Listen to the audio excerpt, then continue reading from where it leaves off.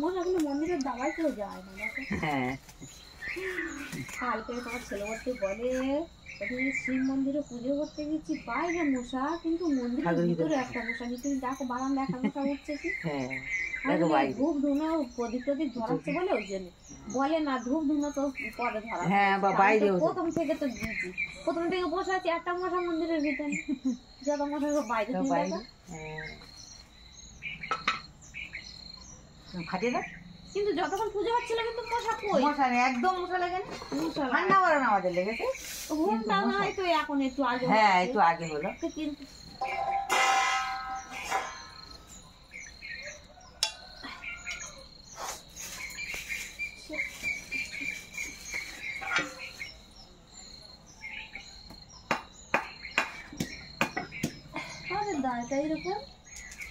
দাটা আমাদেরই দা।